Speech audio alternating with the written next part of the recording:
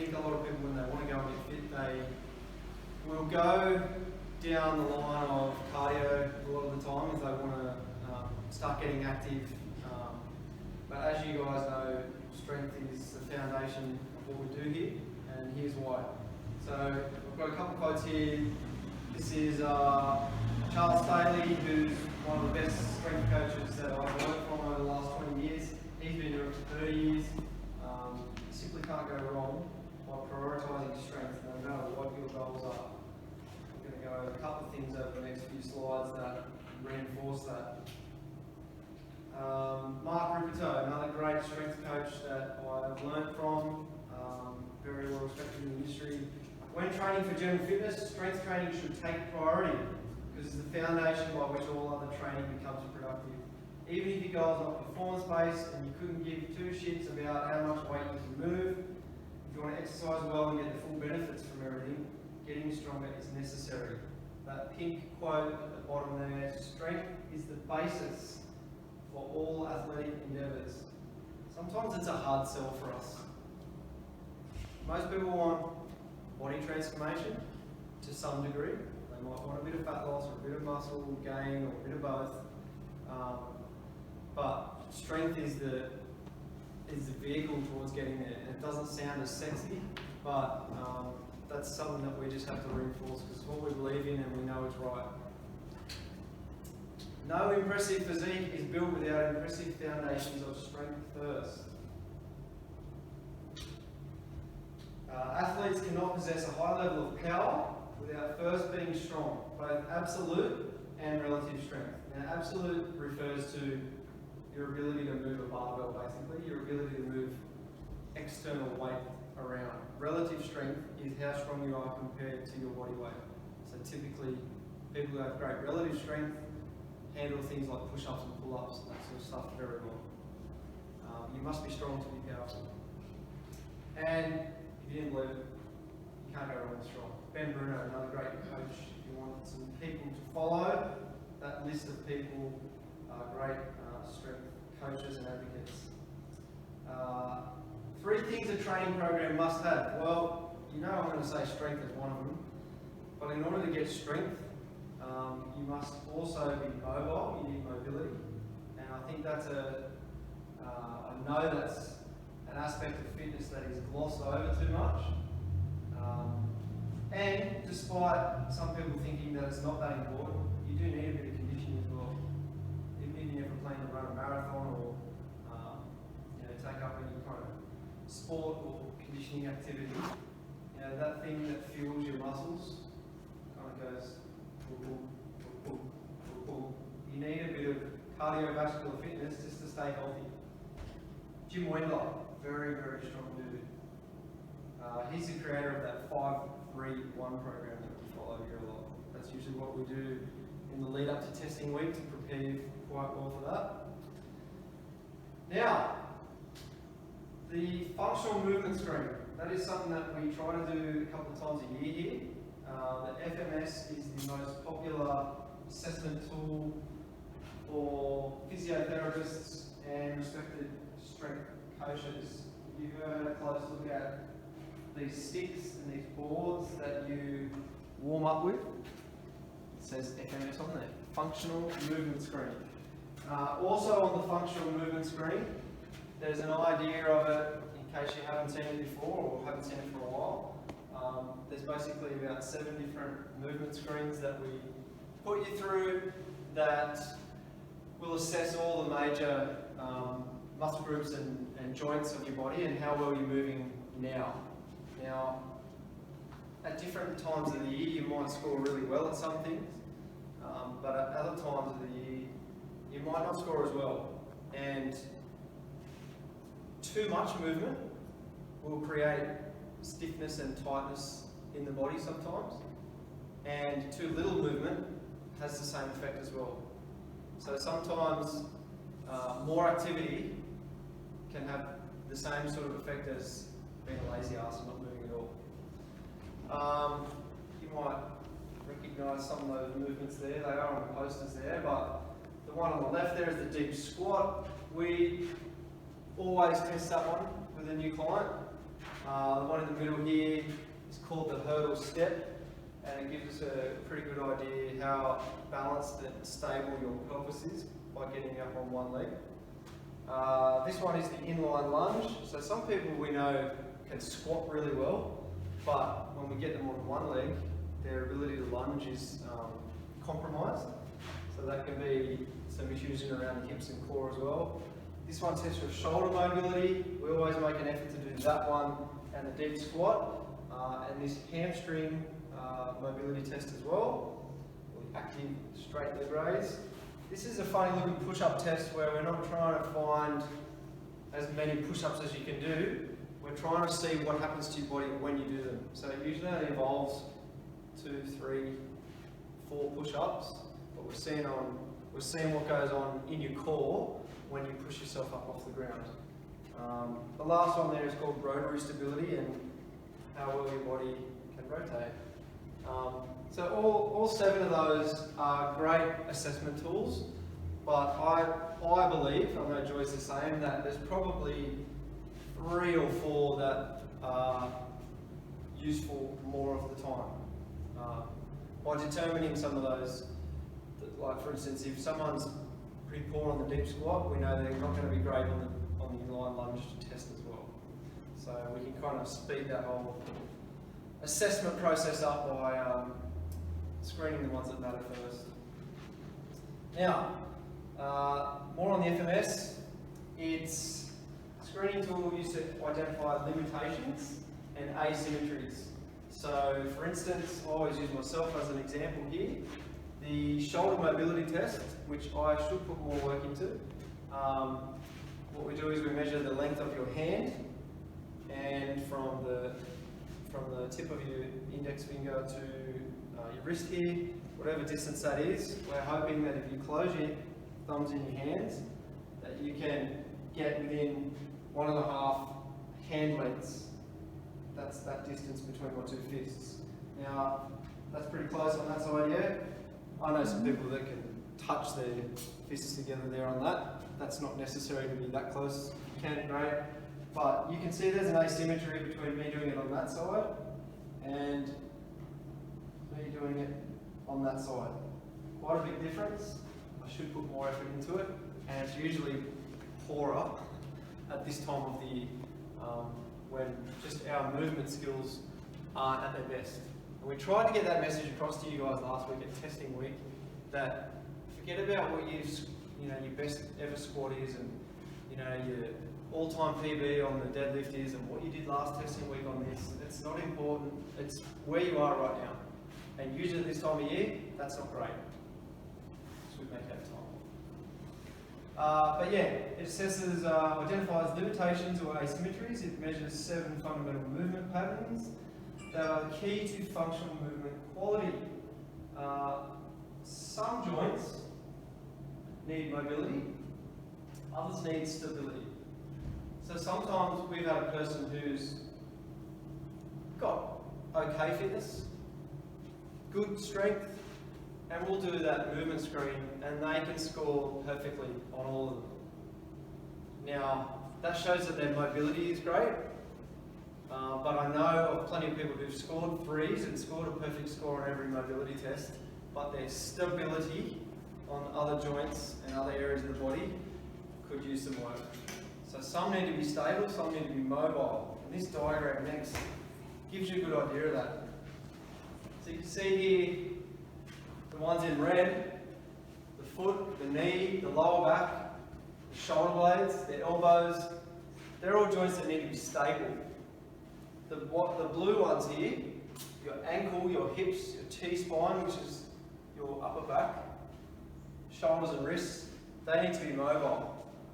So your shoulder joint, we want it to be mobile. If that's stiff and tight all the time, it's probably not a great idea getting someone to hang from the rings to do a pull-up.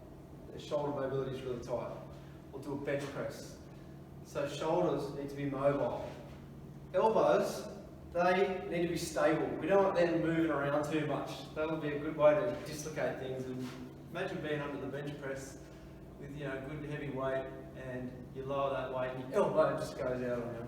that one needs to be stable, that one needs to be mobile. And it kind of goes in a pattern like that through the body.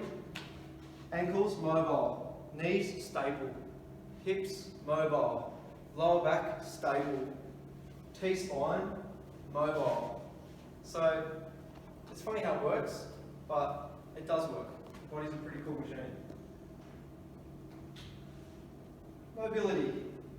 Mobility is the ability to display full range of motion around a joint. And in red text there, I know that's not great lighting, with control. Joy's been really good on that this week. Some of you have trained today already, others haven't. But if you haven't trained yet today, you're going to do the squat, the bench and the deadlift, and you're going to do them with control. We're not worried about how much weight you can lift this week. This is really just a filler week. Our new program starts next Monday. So it is a good chance to just forget about the number on the bar and do things really, really well. Treat it like it's the heaviest weight in the world, but get tight, get tense. Yeah, it's going to be a good learning curve. You guys get a bit out of that this morning? Yeah, a bit humbling. We used probably half to 3/4 weights than we normally would. We started quite light and treated it heavy. So we've got to display full range of motion around a joint with control. If you don't have control, there's no point. You're just going to injure yourself. Why is mobility important? We can see in this pyramid, you've got to have this big foundation.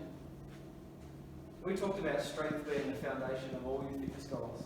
But in order to get strong, you've got to have that mobility first. On top of that, once you've got an idea of how well your body can move, you know how to activate certain muscle groups.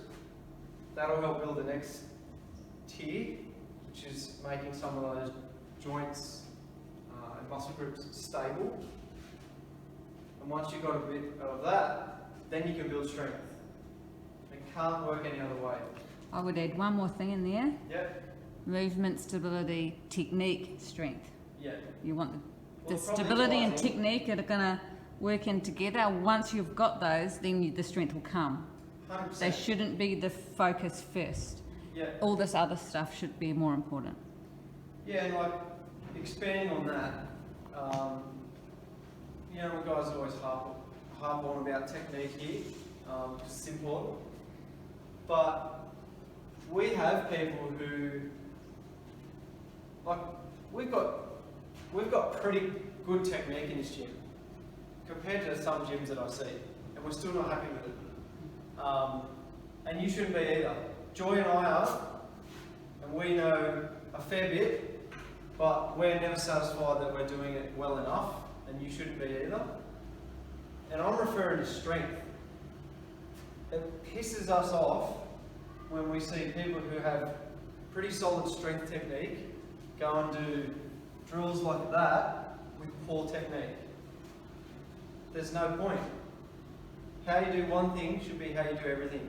If you're going to fluff around on your warm-up drills and your mobility drills that we're going to look at in a minute, not only are they a waste of time, but that kind of laziness will filter into your strength technique, and you won't get the most out of it, and you'll put yourself at more of that injury risk. You treat an empty bar or a bodyweight movement the same as if it was loaded. Yeah. Right. Movement. Don't add strength to dysfunction. We had a client start back 2 weeks ago. I won't name her, but she was with us almost 10 years ago. Oxygen is nearly 10, well, it's just celebrated 10 years, and she was with us almost from the start. She disappeared for a while, and she's come back recently, and she's a bit older, and she's had some operations, and her mobility's not great at the moment on some exercises. But she's willing to start from the bottom and work her way up. Now, it's been 2 weeks, and a dysfunctional squat pattern has really shown some massive improvements in only 2 weeks.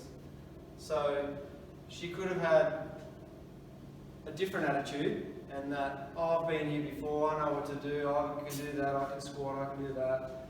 I don't need to work on mobility drills, but she came in with an open mind, she worked from the bottom up, things got better very quickly. So what was dysfunctional is becoming much, much better, and it's because on that particular movement, she's concentrated on moving well, and then moving often. There's no use loading her up with a real heavy barbell squat until her body weight squat is at least a little bit cleaner. So, moving on, how do we improve movement? There's a couple of things. We can improve tissue quality, muscle tissue quality that is, not sorbent or Kleenex. Sometimes there's lifestyle factors that will affect the tissue quality of a person. It's got nothing to do with what they're doing in the gym, nothing to do with the exercises that they're doing, but a typical source of poor tissue quality is stress. Some people hold their stress in certain muscle groups. Some people hold it up here in their neck, so traps and muscles of their neck get very tight. And if they're tight all the time, like that's starting to maybe cramp up already. There's going to be issues with your shoulder mobility, your posture, your T-spine. So things like lack of sleep, alcohol and drug consumption, all those sort of things can affect tissue quality. And then add movement, even well-executed movement, will affect tissue quality. Think about challenge week. You know, lots and lots and lots of movement, lots and lots of lactic acid and soreness, and that'll affect the tissue quality. Getting up and down off the toilet. So we need to improve tissue quality, we need to reduce tightness in certain muscle groups and improve our flexibility. And mobility and activation. I can think of a couple of clients who, female clients who are some of the strongest in the gym at a lot of movements, but particularly lower body ones. And yet when we go to do squats and deadlifts and things like that, they often need to do some activation drills to get certain muscle groups fired up and working properly. Namely, stuff like your glutes. There's a lot of people these days, you know, most of mankind and humankind, sitting down at a job. You know, if you're sitting down all day, and you're sitting on your glutes, and you're sitting on your femoral nerve all day, and you get a bit of a numb bum, your glutes can kind of switch off a bit sometimes. They need to just be fired up and woken up if you're going to activate those muscles in the bottom of a squat to save your knees from caving in, for example.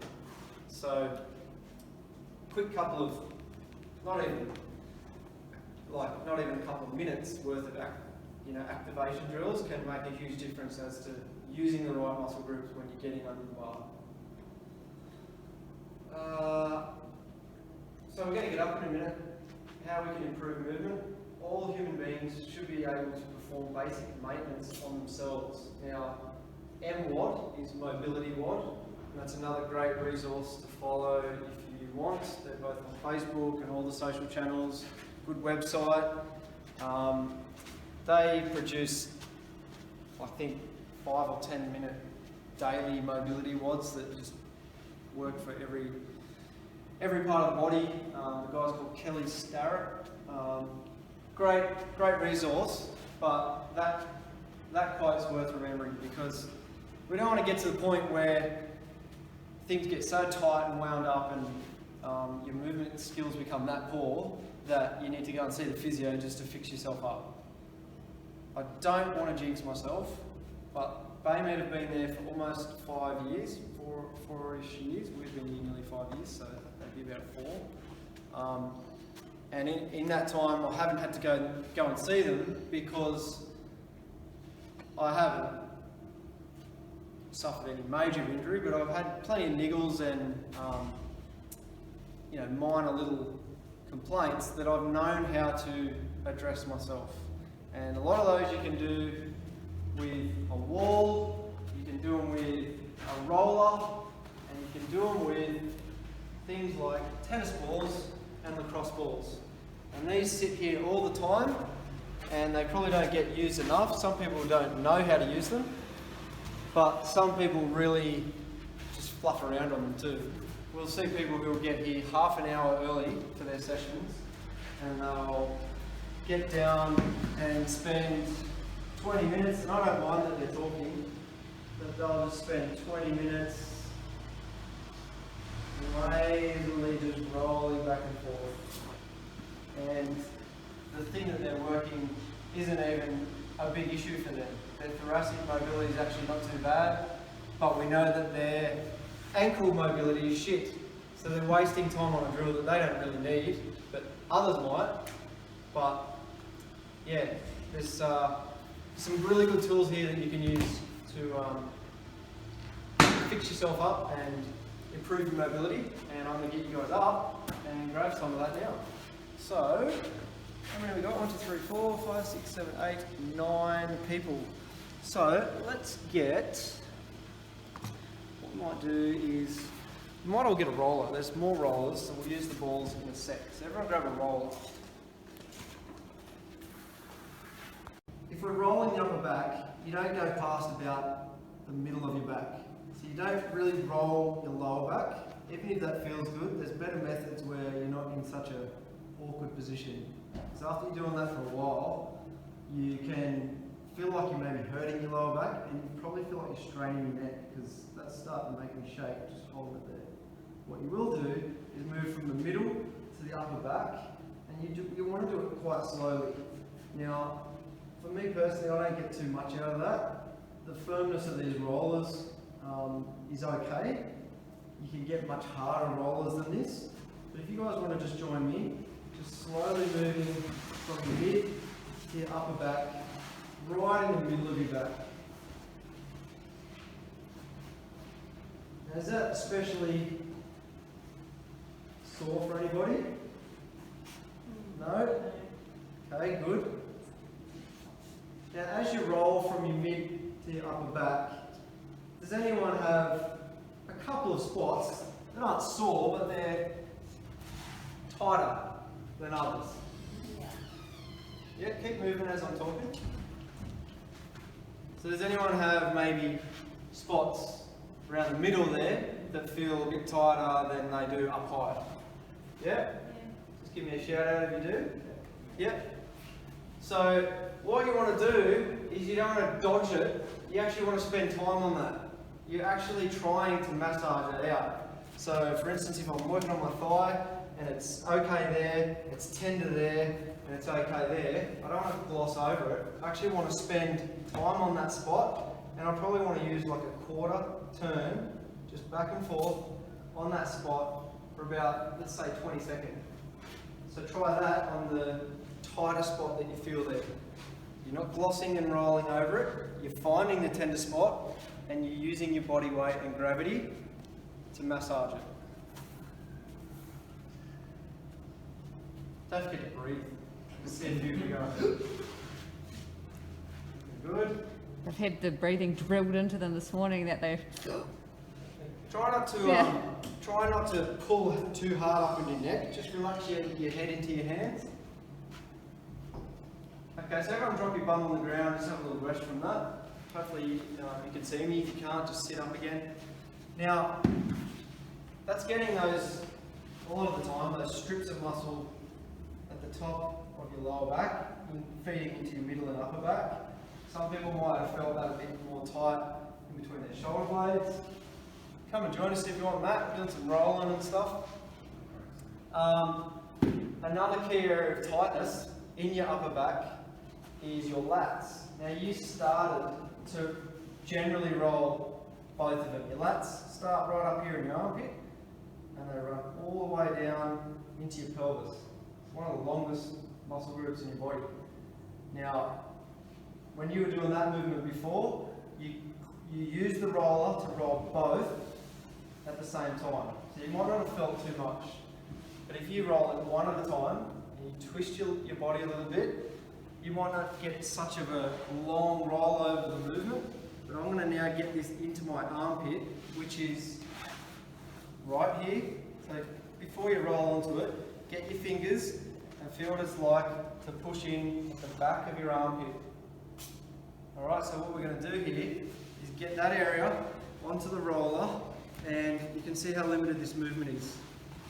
Now I'm actually trying to reach really long with my arm and push my body weight down onto the roller. So I'm using my body and my legs to kind of do this kind of quarter to half turn on the ground. I want to see how you guys handle that movement. Is that a bit more uncomfortable? Totally uncomfortable? So I want you to play around between having a lean back where you're facing the ceiling a bit more to having a lean forward where you're facing the floor a little bit more as you do it. So have a look at this as you're moving around. And don't forget to breathe again. So that your lats, they attach into your upper arm, down here, and all the way down into your hip. So that feels quite tender there. That attachment point is probably a bit flared up. Yep. Give it a roll over onto the other arm and see if that's any better. Or worse. Okay?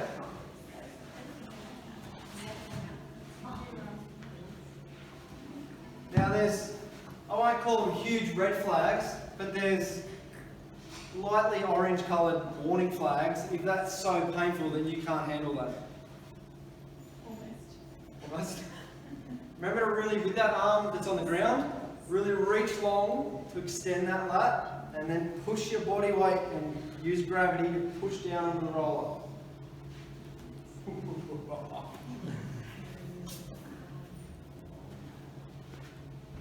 Right on. One arm worse than the other, or are they both about the same? Both equally painful. Yeah, that's a quick gloss over on things on the upper back. There is one more thing that this is really useful for the upper back, and it's really limited in the movement. So the aim isn't to like show off and see how far you can stretch over this roller here, but when we talk about your thoracic mobility, that's a part of the spine that we want to be flexible. Now, I'm trying to get that kind of flexibility to this area of my back, okay? But as I'm demonstrating this here, what I'm actually doing a lot of is I'm arching my lower back. But you get the idea of what I'm trying to show you. So when I do it on the ground here, you'll see how limited this is.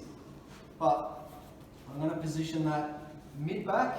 I'm going to not tilt my pelvis the way I showed you standing up. I'm going to tilt it the other way towards the roof. What I'm going to try to do is imagine the gap between your lower ribs and your hip bones. Stand up while I do that. Your ribs and your hip bones. So as I move over the roller, I don't want to extend that gap. I want to close that gap. So it's almost like you're doing a plank. You've got to keep your rib cage locked down. You should be hard in your stomach while you do that. So don't let your ribs and your hips separate anymore. Close that gap. So I'll do it again. We lay down. It's about mid-back. I'm going to tilt the pelvis, lock those ribs down, keep my head supported.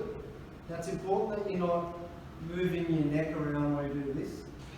The movement's got to come from that upper back area. So we support the head, and the movement's going to be quite small. That's about as far over as I can go, and then I relax. That's about as far over as I can go, and I feel tightness in my upper spine, and I only hold them for 2 or 3 seconds at a time, and then I relax. 2 or 3 at a time, and then relax. Now here's the wrong way to do it. Alright, I've let that gap elongate, I've moved my head and my neck around a little bit, and a lot of the movement is just coming from my lower back now. So pelvis tucked, ribs down, head supported, and you'll feel that tightness in your spine here straight away when you get that right. Let's have a look. Pelvis tucked, rib cage down, head supported. Now squash that spine up. Just go at your own pace, holding it over the top for 2 or 3 seconds at a time. So you guys leave your bum on the ground. Yep, that stays on the ground. Head still, rib cage down. Just hold 2-3 seconds. A lot to think about, eh? So what you're doing is you're mobilizing your thoracic spine. Before, when you're rolling it, you're just trying to improve that tissue quality. Yep. You might have had a bit of tightness, a few knots, so you're trying to improve the tissue quality of it. Right now, you're trying to mobilize your thoracic spine, which you're going to need for squats, bench press, deadlift. If anything, you can move the roller higher up your back. Don't move it any lower. If you need to, just adjust. If you're having trouble with that, don't be afraid to yell out. Keep your lower back on the ground. Bums on the floor, tilt the pelvis. Lock your ribs down. Support your head, and a small little movement over the top. I'll do a couple more examples, in case you want to see that again.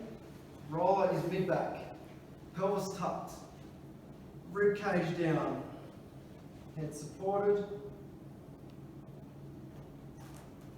quite limited. But with practice it does get better.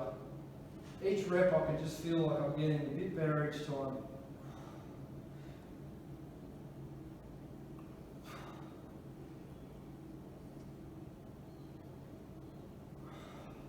Just get one more look at that as you guys are having practice. So if that thoracic spine is too tight, you guys are going to look like this.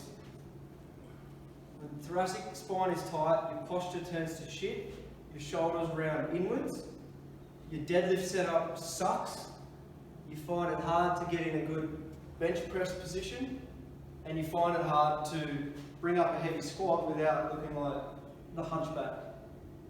So it's pretty important, that one. While I've got rollers out, I want to show you some do's and don'ts with the lower body.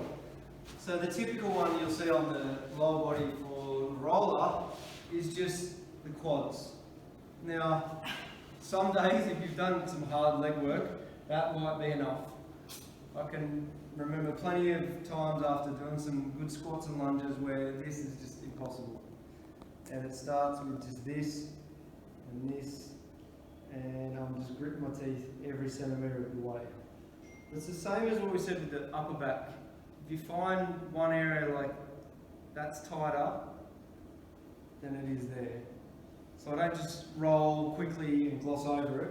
I want to find that tight spot, and I want to do quick little oscillations, breathe my way through it, maybe 20 seconds.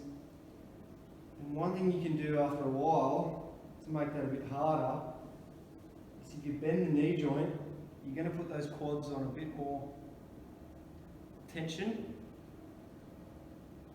because we love pain. No, we don't. But look, this is not supposed to be a walk in the park. You're doing this because there's probably areas of tightness and it's uncomfortable at times. If it's super painful, you might need to warm up a little bit better. You might need to just ease into this stuff. And if it's constantly too tight, you've got to look at why that's happening. And it might need a visit to the physio or just a review of your lifestyle factors. Let's have a look at that, and I want you to just scan your quads and see if there's the same kind of thing where areas are tightish, so one area in particular is tighter. So slowly move pretty much from the bottom of your hip bone right to the top of your kneecap, just about.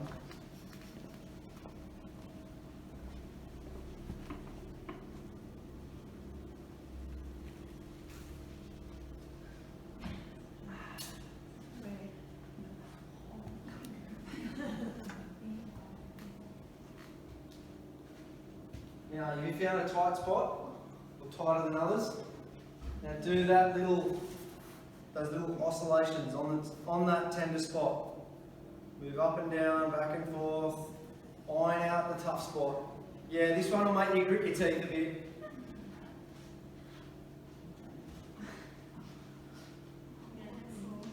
Now, while you're still on that spot, I want you to bend your knees up like this.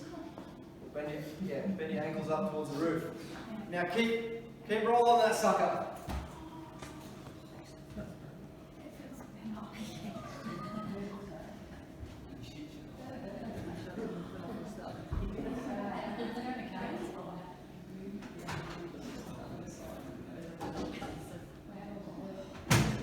Alright guys, have a little rest. Now, once upon a time, and we did this because I learned from people who they were doing it too. And it's not as common or necessary these days. Once upon a time, the worst spot to roll on the body was your IT band, your iliotibial band. So like band of kind of skin and sheath that runs from your hip to your knee, and it controls, if it's really tight, which direction your knee is going to track. So when it's really tight, don't be surprised if you've got issues squatting and issues with your knees and pain and stuff like that. So if they were tight, we always used to roll them out. And even when they're not sore, some people just cannot tolerate that. And it's right on the side, and that's not too bad today, and I'm not enjoying it. And some people know that, and they know that they're tight, and so they just continue to roll them, and it never really gets better. It's always this excruciatingly painful thing. A better way is to identify the muscle that controls that band. Now there's a muscle on your hip, it's not very big, it's called your TFL. I won't tell you what that means, it's just a fancy Latin name. But if you can loosen up areas on there, and it's a little bit more comfortable to try and do that versus your IT band will loosen up, your knee will track better, and so it's similar to how we moved into that position for the lats. We're now going to move just below our hip bone, and I've got the legs kind of crossed like that because some people might feel it enough here in this position. Some of you might need to fall forward to the floor a little bit more. You can see how limited this movement really is. So have a little play with that. Set yourself up side on, cross your legs. The top leg is going to fall forward. Now just use your legs and your forearms to roll back and forth. That's not too bad. Bring your upper body and fall towards the floor a bit more. And just roll that out into a couple of half turns of the roll.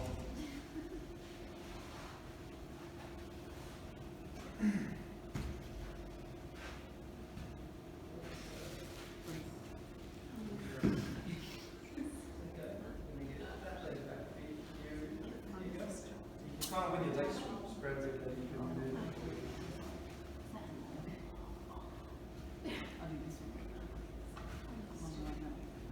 Not bad, not bad, not bad.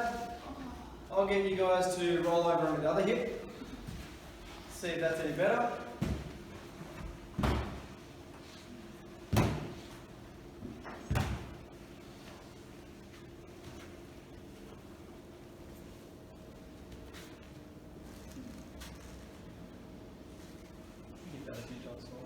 Not now, but I'll give you that.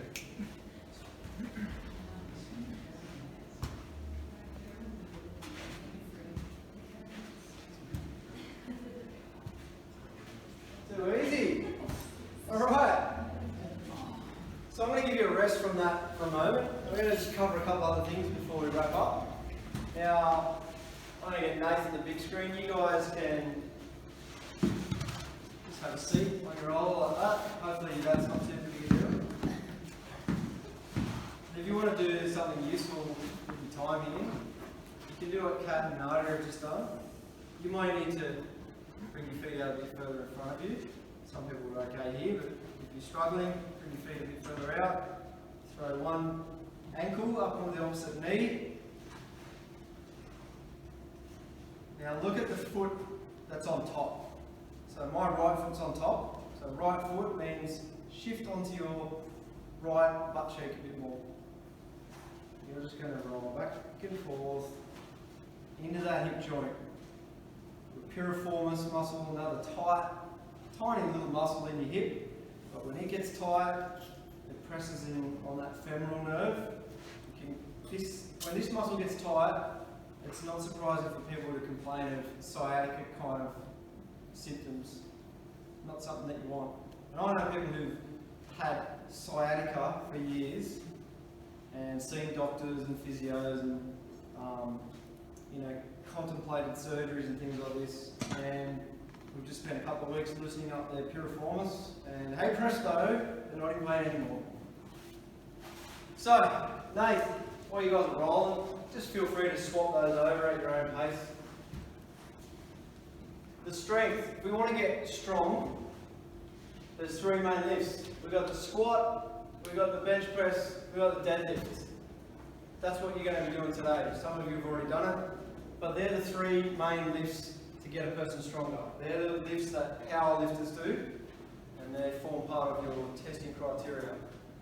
Next slide, we just want to have a look at strength. One more again, Nate? Yeah. Strength for the squat, or aspects of the squat. So, one click. Key areas that need to be addressed. Heaps of people here are having trouble with their squat because their ankles are just too tight. There's no mobility in the ankles. Next one, Nate. The knees need to be stable. So I went over that point earlier about some of the girls in the gym who are really strong squatters and deadlifters, but they need that a little bit more stability and activation of their glutes so that their knees can stay strong. Because if you don't use your glutes well, your knees are going to always track inwards. That's not the direction you want them to go, especially if you're a chick. Women have 4 times more likelihood to tear their ACL in the knee joint than men do. So that's a good way to do it. Lift heavy weight with your knees inwards like that. So the way we counteract that is we activate the glutes, we drive the knees out, both on the down, and most people are going to feel their knees want to buckle as they come back up. So you need to drive those out hard when you're coming back up out of the squat. Next one is the hips, mobility in the hips. I would say it's a twofold problem between the hips and the ankles that more people aren't better at the deep squat, both the one we do in the warm-up and just the ability to squat down into deeper positions because the ankles are too tight or the hips are too tight. Combination of both. There's one more thing for that, and it's just that core strength, that stability through your core. So mobility, stability, mobility, stability. Core is going to help you with everything, but if you haven't trained already today, you're going to be doing a squat to a box, a little bit different to what you did last week. There's 2 types of squat.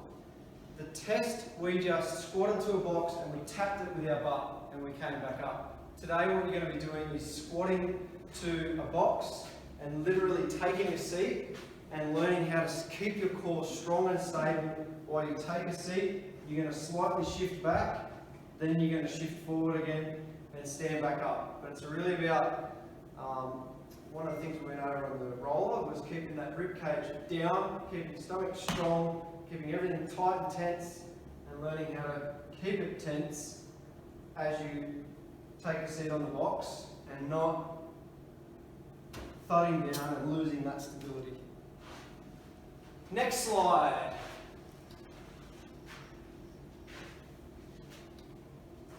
So, there's a couple of drills we can do to address those things that I talked about.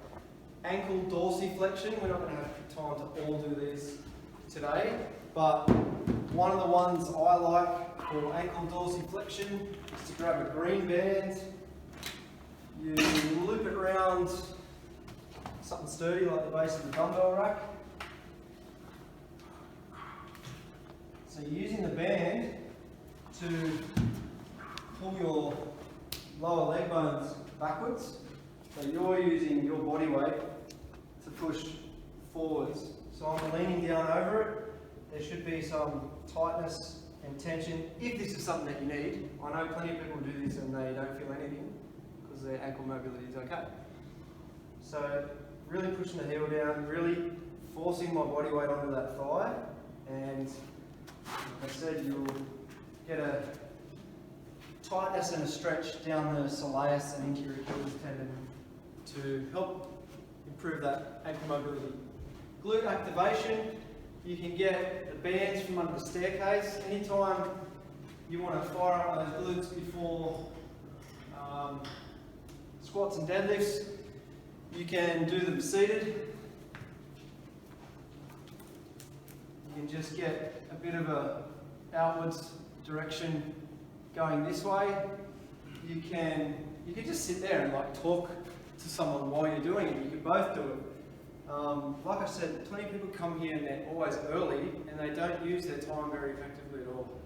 So what you want to do on this one is jump your bum out slightly, keep some posture to you, and you want to use the tension of the band, but you don't want to lose that tension as you step right in. Okay, so you can do this standing up, you can have it above the knee, you can have it below the knee. It's not going to take you too long before you start to feel a burn in your glute medius, which is more on the side of your ass. Some activation drills for your glutes. Deep squat, number of different ways. You can hang out down on that squat board that we always warm up in. You can just hang there, practicing that upper body tension and not too relaxed. You can do it with the upper body twist that we sometimes do. If you need a bit of help, you can use something like a TRX to sit down into a deep squat position with some assistance. You can do it with a stick above your head. But learning how to squat deep is a skill that will serve you for the rest of your life. I don't want to be a doomsdayer, but there is a link between your ability to squat and your mortality rate. That's pretty serious. You squat poorly, your ability to move for the rest of your life may affect how long you live. So when that's a tough movement for you and things are tight, you'll eventually not be able to move as well. When you don't move as well, things will shut down, bones will grow weaker, osteoporosis can set in, you break your hip, you're even less mobile than you were before. Like I said, I don't want to be a doomsdayer, but there is a link between that. The RKC plank is what we test you on. We practice that a lot. It's again keeping your rib cage down, it's keeping your stomach strong and keeping everything tight. And practicing that either just on the ground or with the other variations where your feet or your forearms are in the TRX straps, lower than that. And practicing short duration, really hard, strong planks. Good way to improve your squats. Next slide, mate. The bench press. Thoracic mobility is something you practiced already where we were locked down and we did those small little movements over the roller. Upper back activation. Specifically for bench, more people could be better at the pull apart.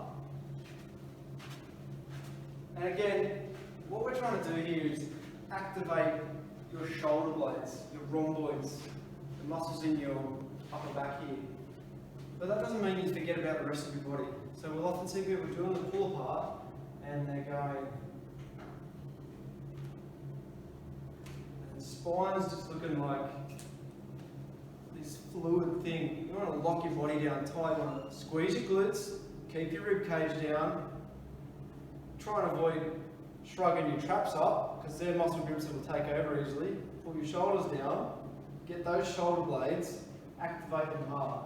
When you know how to activate those hard, you'll be able to set up a strong bench press. No one can do too many of these. There's been plenty of programs over the last year or so, 2 years or so, where Joy and I will do hundreds of those every day. Not every second day, hundreds of them.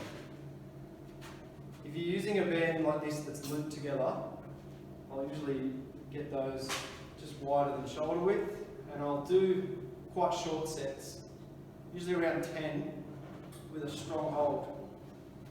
Other days, I might use a broken band. I like these as well because I can rack up a higher rep count and really get a burn on the muscle groups that I'm using. So I'll get right out to these bands so that my hand's completely looped around it, and it's a little bit less range of motion, but I can really rack up the reps with this and get like sets of 20, 30, 40, and just fill that area of my back and the rear delts, which back of your shoulders, with blood and activation. Shoulder mobility, actually, I've already given away stuff here. Shoulders need to be mobile, grip needs to be strong and stable. So if you go to the next slide, Nate, the foam roll arch we covered for thoracic. The next one was pull aparts. The next one is a wall slide. Heaps of people just still can't do this very well. Now I showed you my shoulder mobility. It was fine on one side, not as good on the other side. So I could be better at my shoulder mobility, but there's heaps of people being really lazy with these wall slides. If you look closely, there is still a gap behind my wrists, but I'm always trying to limit those and keep them as vertical as possible. Some people can do that with no issue at all. So this is not a drill that they need as much. My feet will be about a foot off the wall. I will close that gap behind my lower back. So tuck the pelvis, elbows up, wrists vertical, and I'm trying to keep that gap behind my wrists as close to the wall as possible. I'm trying to not let that one open up so that I look like this again. I close that, I'm strict. If that means I can only do those, well that's better than doing these lazy, loose wall slides. Treat that like it's a bench press, like it's a squat. Your quality of movement will make a difference. Last one, which was the grip. There's still a lot of people who look weak on the bench press in their grip. And we want you to, we always say to like death grip the bar, white knuckle it, choke the bench press bar. Farmer's walks are something you can easily do and have a bit more fun with if you're here early. And it's as simple as getting 2 kettlebells and walking with them. Now, we don't want to just be loose though. That's pretty cash, right? Treat it like everything else. Postural, carefully pick them up, keep your shoulder blades together. I'm not just holding the handles either, I'm really gripping them tight. Alright, be careful when you go to turn around and you don't lose any tension. Now that's the standard farmer's walk. You can get, like, the kettlebells go up to 20, which may be enough for a lot of people, but we've obviously got dumbbells as well that go very heavy. You can test one limb at a time and your core out a lot harder by just using one weight at a time, because that's going to want to pull you over. So your core has to be a bit stronger, keep yourself steady and stable. And even just as I do this, my heart rate's climbing and I'm starting to sound a bit more like this as I do it with you. Now take it up another level. One that I like to test myself with is the bottoms up carry. So you really need to grip that dumbbell for this, and that's going to test your grip strength to carry that upside down, especially when you go to turn around. You can take it other levels by going over your head. You can do a million different things, but it's just carrying a weight. When you get stronger at your grip, pick up heavy shit. Last one, got about a minute. I'll gloss through this. Deadlifts, you need hamstring mobility. Your hamstrings are always tight. Deadlifts are going to be hard work. It's going to be hard to get into the right positions if those hamstrings are just ready to snap. Core stability again. Thoracic mobility again. and lat activation. So onto that last slide. The RDL, you guys often do that in your warm-up with a kettlebell. That is a strength movement, but it's a great way to improve the flexibility of your hamstrings if you do it properly. And again, one thing I always go over with that is keeping the upper body tight. Does my back look flat right now? Does it look flat? Yeah. I reckon it does. If I keep my upper body a bit tighter, chest prouder, rib cage down, I don't need to go anywhere near the ground. The back's still flat, and I'm feeling that a hell of a lot more in my hamstrings. So 6:30, I'll tell you a bit more about those other drills you can do for deadlifts, but get strong in your core, keep your hamstrings mobile. The arches are great for your thoracic mobility. And a lat pull down, it's just another banded exercise that I know Joy likes a lot, where you just loop one of these around the top of the chin-up bar, you put a stick in it, and you're just activating your lats and getting some tension in here, so that when you go to pick up a deadlift, these guys are awake, you can set that tension in as well. That'll do us for movement 101.